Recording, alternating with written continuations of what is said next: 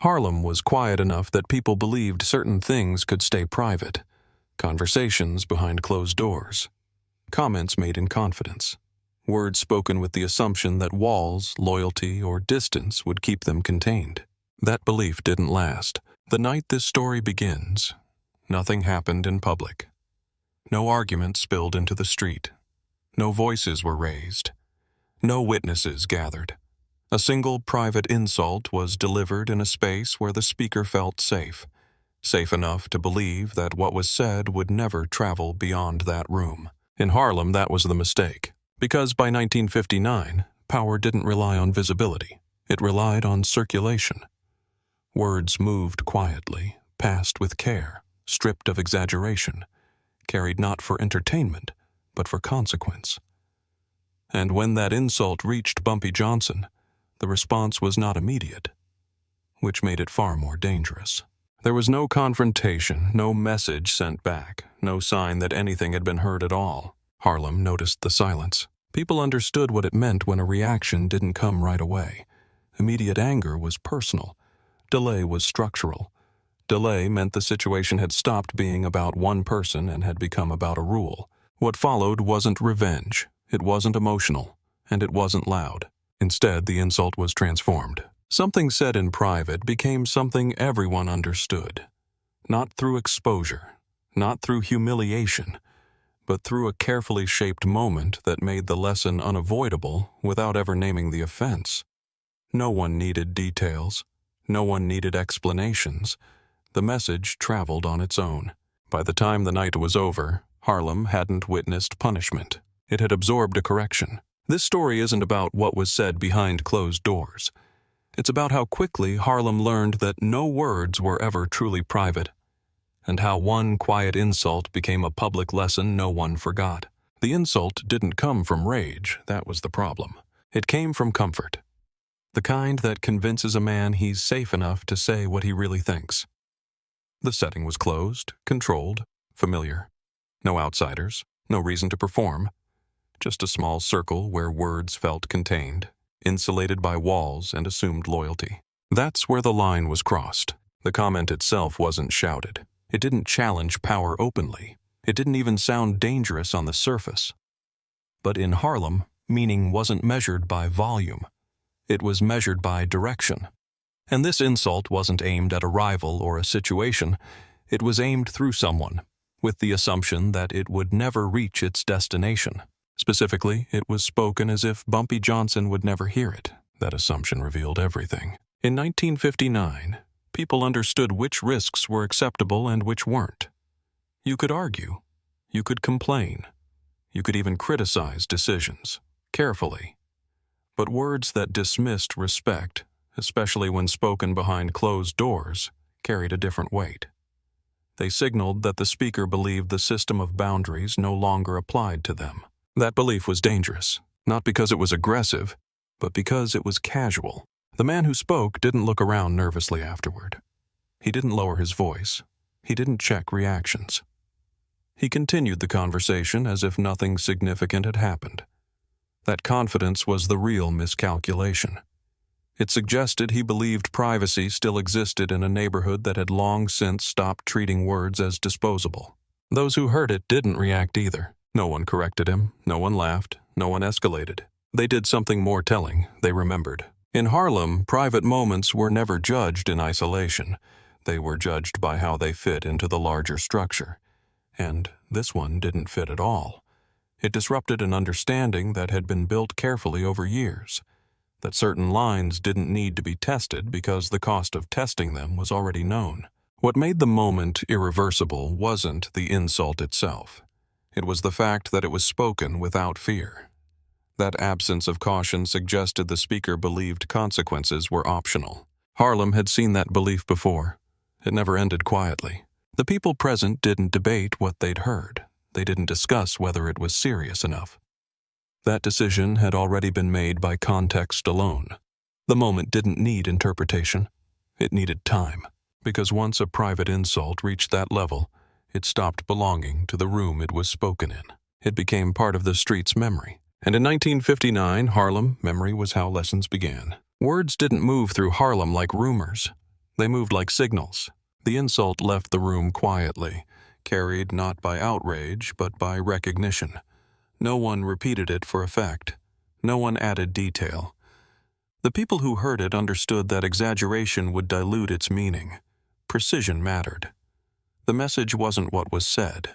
It was that it had been said at all. That distinction shaped how it traveled. It passed from person to person without urgency, but with intent.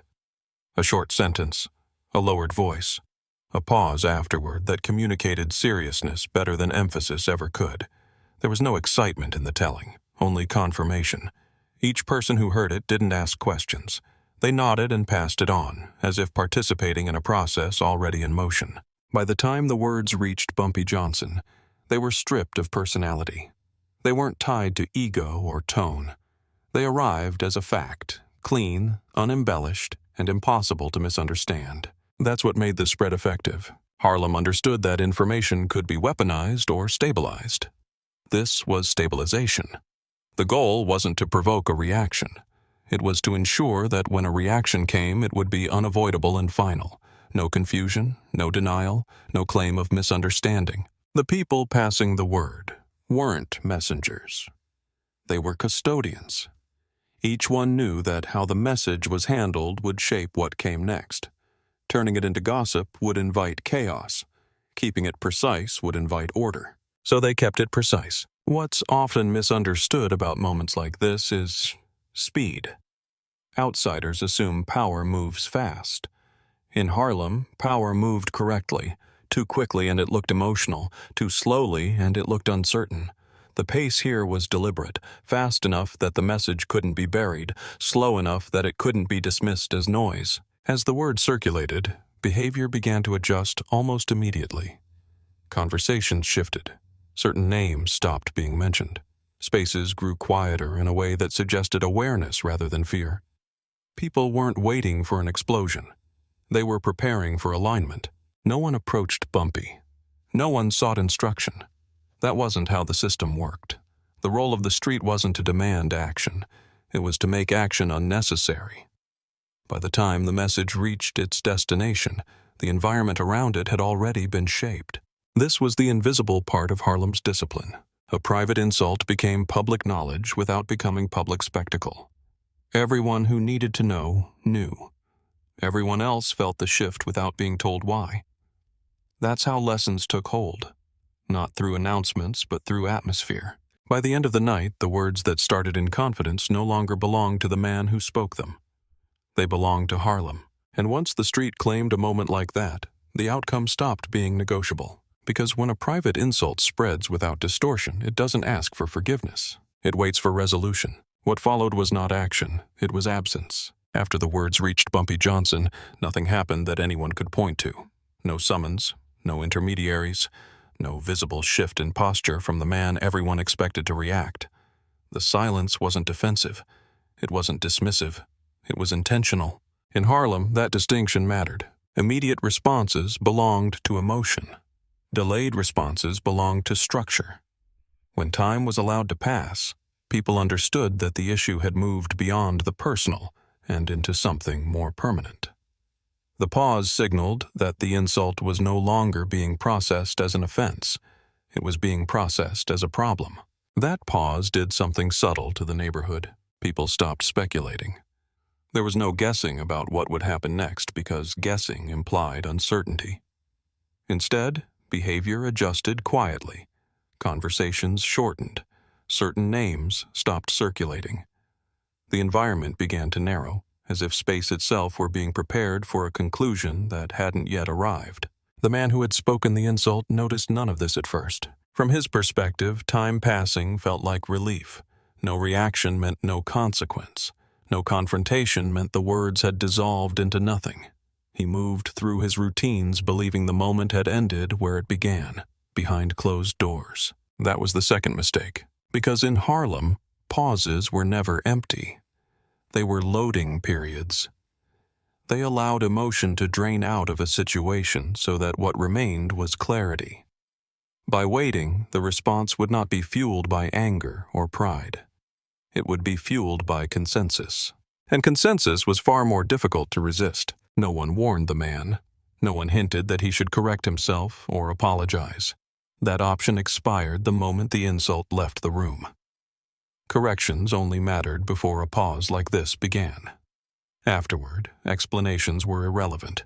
What made the pause powerful was that it removed every excuse. When something happens immediately, people argue over tone, timing, provocation.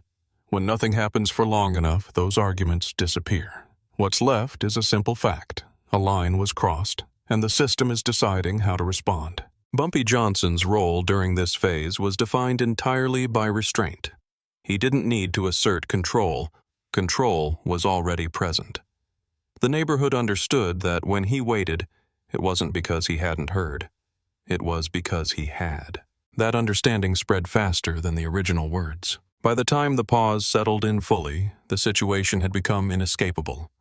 Not because of threat, but because of inevitability. Everyone involved understood that whatever came next would not be impulsive, reversible, or open to negotiation. This is where private insults lost their illusion of safety. The pause stripped them of context, of excuses, of personality. It turned them into examples. And once an insult becomes an example, it stops belonging to the person who said it. It belongs to the rule it violated. And in 1959, Harlem, rules enforced through patience were the ones that lasted the longest. The transition didn't involve exposure. That was the point. Nothing about what followed named the insult, repeated the words, or humiliated the man who had spoken them. There was no announcement, no confrontation staged for attention.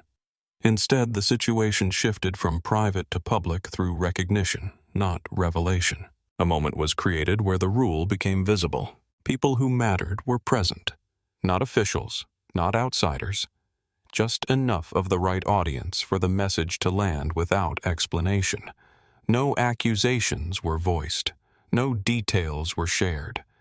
And yet everyone understood what the moment represented. Not because they were told, but because they had already felt the pause. This is how Harlem made lessons public without turning them into spectacles. The environment did the speaking. A subtle rearrangement of space. A change in who stood where. Who was acknowledged? Who wasn't? The man at the center of it all realized something had shifted, but couldn't point to the instant it happened. There was no trigger to react to, no scene to deny, just a realization settling in that the situation had moved beyond him.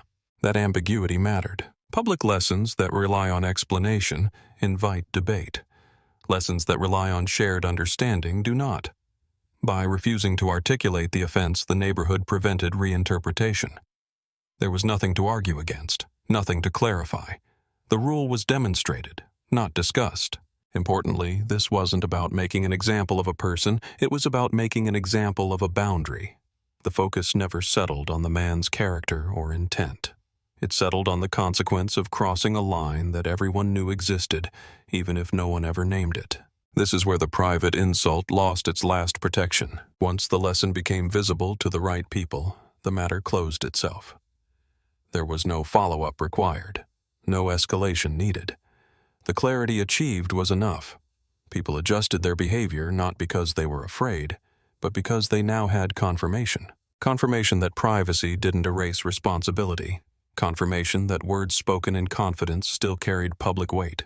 Confirmation that the system would respond, not loudly but definitively. By the time the moment had passed, the insult itself no longer mattered.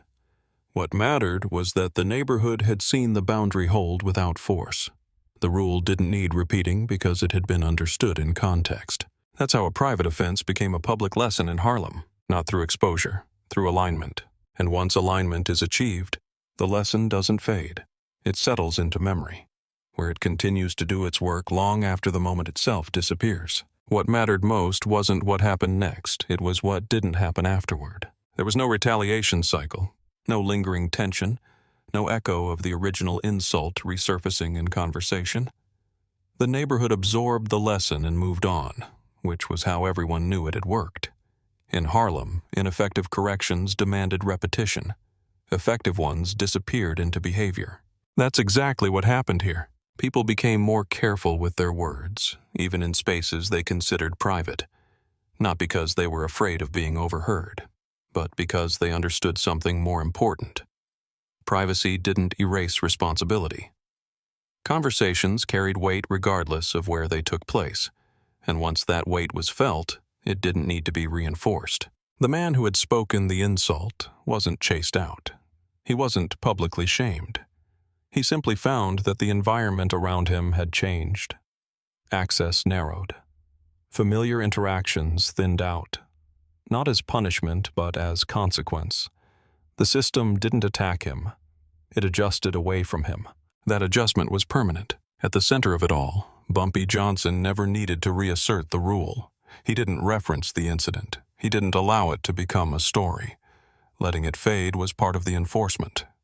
Once a lesson is repeated, it risks becoming negotiable. Once it's absorbed silently, it becomes fixed. This is how Harlem distinguished between fear and discipline. Fear required constant reminders. Discipline required only one clear example. From that point on, similar lines weren't tested again. Not because people remembered the man involved, but because they remembered the structure. The response had been clean, contained, free of emotion. And because it was clean, it became the standard. Outsiders never noticed a change. There were no headlines, no sudden shift in visible behavior. But inside the neighborhood, something had locked into place. People spoke with more intention. Boundaries were treated as real, not symbolic. The lesson didn't linger as a warning. It lived on as habit. That's why this moment mattered. Not because a private insult was corrected, but because Harlem proved that even private words were subject to public rules. And once that understanding settled in, the lesson no longer belonged to 1959. It belonged to the street, permanently. What Harlem proved in 1959 wasn't that words were dangerous. It proved that words were accountable. That private insult didn't become a lesson because it was loud or cruel. It became a lesson because the neighborhood refused to treat privacy as protection. Once the line was crossed, the response wasn't emotional, dramatic, or personal. It was structural, and that's why it lasted. This wasn't about Bumpy Johnson asserting power through reaction. He didn't need to. The system around him already knew how to correct itself. The pause created clarity. The clarity created alignment. And alignment made repetition unnecessary. That's the part most stories miss. Effective authority doesn't chase attention. It removes excuses. By never naming the insult, by never staging a confrontation, Harlem made sure there was nothing to argue with, no version to deny, no misunderstanding to exploit. The rule stood on its own. From that night forward, people spoke differently, not quieter, but more deliberately. The lesson wasn't fear-based. It was memory-based. Everyone understood that even words meant to disappear could resurface with consequence. Not because someone was listening, but because the community was. This is how order holds without force, not through threats, not through spectacle, but through a single moment that resets expectations permanently. The insult itself faded quickly. The lesson did not. Because in Harlem, the strongest corrections weren't the ones everyone talked about. They were the ones that changed behavior and never needed to be mentioned again.